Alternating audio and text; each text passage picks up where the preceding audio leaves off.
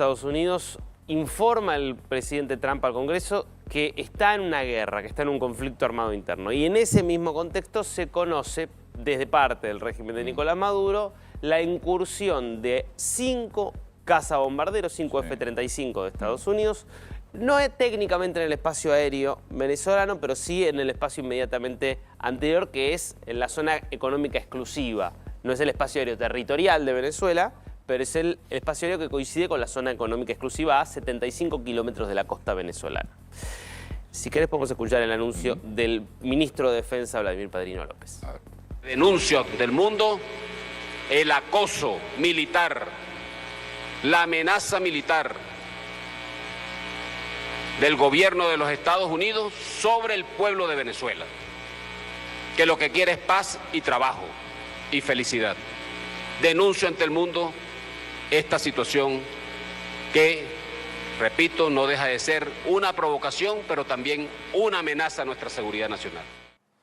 Sí, igual el espacio aéreo, en realidad cuando vos, viste, no se puede sobrevolar Venezuela, vos pasás al lado, no es que pasás a 200 millas, no, exacto. Pasás al lado. Igual si algo no me parece bien de Estados Unidos es que vos no podés hacer esto en Navidad. En Navidad, eso es verdad, eso es poco feliz. No podés, Sin siempre viste duda. claramente los conflictos en algunas fechas en particular. Salvo los grupos terroristas, digamos, Claro, es si no, verdad, si eso no, es cierto. Claro, tiene que esperar unos cuantos meses, ¿no? 3 meses, sí. De 3 meses casi. Pero bueno, la realidad es que probablemente, digo, hay 10 aviones F-35 que en este momento están en la base que tiene Estados Unidos en Puerto Rico, que están puestos junto a todo el despliegue de más de 10 buques, submarinos, etcétera, que tiene Estados Unidos en el Caribe. Y que evidentemente la decisión de Trump de notificar al Congreso es porque lo que se viene acá es una campaña larga. A mí me decían ayer alguien que está en Washington, D.C., que tiene bastante experiencia en asesoría gubernamental en cuestiones de seguridad y defensa, que, ojo con, yo creía, bueno, tiene que ser algo en pocos meses, porque no podés mantener durante tanto tiempo una flota desplegada. Lo que me decían es, esa flota llegó para quedarse. Porque incluso más allá de Maduro, hay una serie de objetivos estratégicos en este reencuadre de la política exterior y de defensa de Estados Unidos, cada vez más centrada en América, que tiene que ver con el Canal de Panamá, que tiene que ver con Guyana. Guyana es un país del que no hablamos mucho, pero hace varios años descubrió una de las mayores reservas petroleras del mundo. Eso está siendo explotado por eso. Y aparte de la temperatura, el Caribe. Es una zona estratégica. Es una zona estratégica. ¿Vos no tenés esos contactos en Washington DC? No, lamentablemente no. No. Está bueno. Bueno, el punto es que me parece que hay que pensar que probablemente a contramano de lo que incluso yo creía, que se resuelve dentro de pocos meses o no se resuelve, me parece que hay una idea de Estados Unidos de una estrategia de desgaste más a largo plazo. Igual lo hablamos eso. ¿Qué haces? ¿Retirás? No, por eso digo. Es lo que te estoy diciendo. Se va a quedar incluso... Que no sé si tenés mucha alternativa. No, totalmente. Porque si te retirás, te convertís en una broma. Totalmente. ¿Vos te lo imaginás a Cabello y a Maduro si se retiran? Si se retiran, una nueva Navidad. Fiesta, Sí, obviamente. Año nuevo. Pero además porque están pensando, insisto, no están pensando solo en Maduro. Eso lo quiero decir. Están pensando en China, que tiene presencia en Panamá. Están pensando también en otros países que tienen interés en Guyana.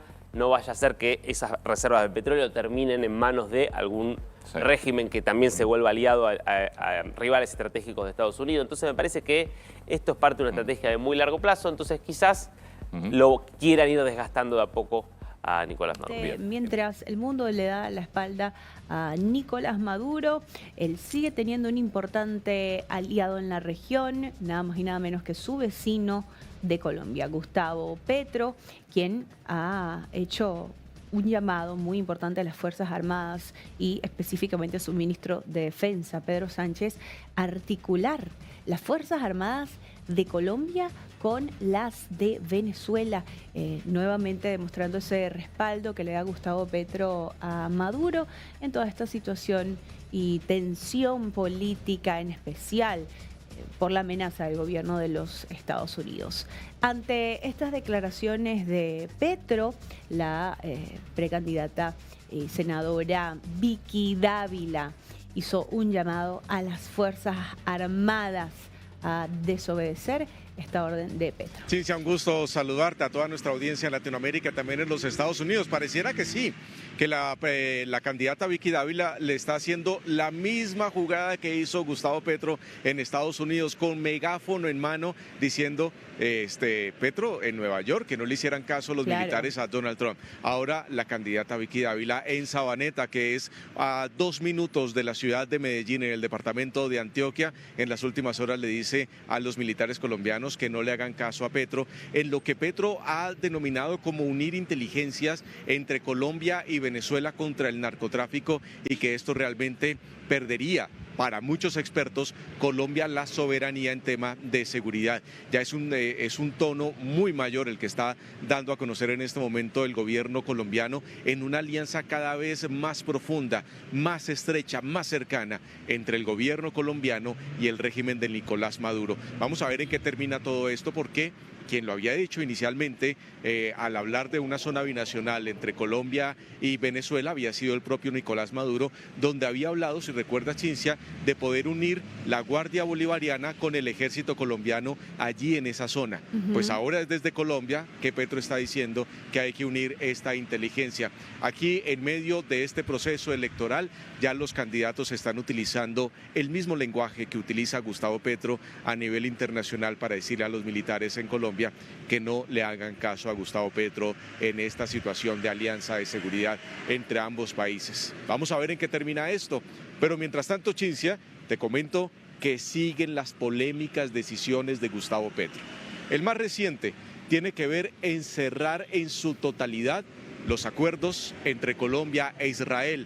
Israel, una población que vive en la mente de Gustavo Petro y que lo ha convertido en su caballito de batalla para estas elecciones que se acercan en Colombia para el próximo año. Como no hay primera línea en Colombia, como no hay un gobierno diferente al de él que pueda atacar, por eso se ubica en conflictos internacionales y por eso apoya todas las manifestaciones pro-Palestina y que vayan en contra del Estado de Israel. Ahora, con la situación que se presentó en las últimas horas cerca a Gaza, donde fue detenida una flotilla donde 2 colombianas estaban allí, pues Gustavo Petro, a través de la red social X, ha dado a conocer que se cierra total vínculo con Israel. Vamos a ver a continuación este trino, este post que ha dado a conocer el presidente Gustavo Petro a través de la red social X, y dice lo siguiente: si es cierta esta información, hay un nuevo crimen internacional de Netanyahu.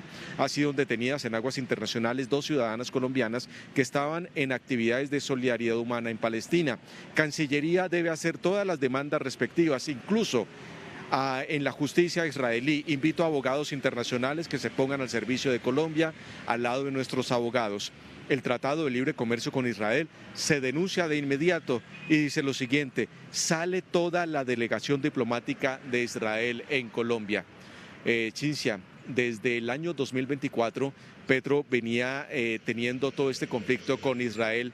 El 1 de mayo del 2024, en la Plaza de Bolívar, fue cuando dijo que no iba a permitir más relaciones con Israel por todo lo que se estaba viviendo el conflicto de Medio Oriente. Para junio del 2024, el embajador de Israel en Colombia fue sacado por parte del gobierno nacional, expulsado. Y de ahí hasta la fecha se han tenido diferentes resoluciones y decretos por la Presidencia de la República, sobre todo para impedir la exportación de carbón colombiano hacia Israel. El comercio entre ambos países se ha disminuido casi a la mitad. Es una pena lo que está haciendo en este momento, y todo se ha convertido en un tema consular para ayudas de todos los trámites que necesita la comunidad israelí en Colombia, como de funciones, como algunos documentos de matrimonio, como documentos importantes para estudio.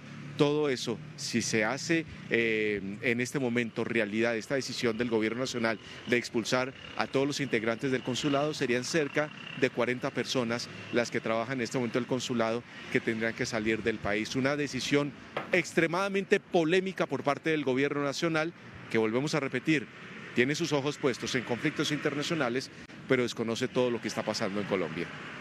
Impresionante realmente, aunque pues sí, nunca deja de sorprender lo que pasa con Gustavo Petro. Es lamentable, Sergio, y lo primero que puedo pensar cuando el presidente colombiano desplaza de esta manera a toda una comunidad es en el crecimiento del antisemitismo en toda Latinoamérica, estando líderes latinos como Gustavo Petro a la cabeza de estos discursos de odio en los que él después se lava las manos y se limpia de toda responsabilidad, pero es realmente lo que hace que crezca el antisemitismo y el odio hacia una comunidad y por supuesto lo avala de esta forma el presidente colombiano. A los 5 extraditados que llegaron desde Venezuela, esto fue durante el día martes y ayer fue cuando se enfrentaron a la justicia.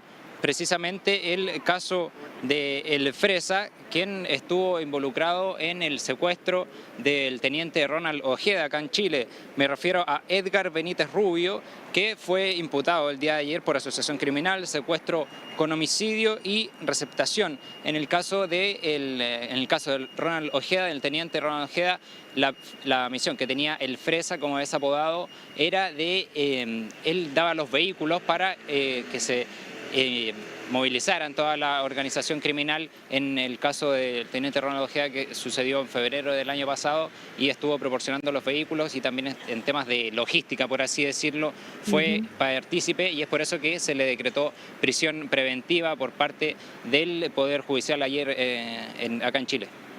Bien, Klaus, una información muy importante que vamos a estar ampliando a lo largo de nuestra programación. Muy atentos contigo.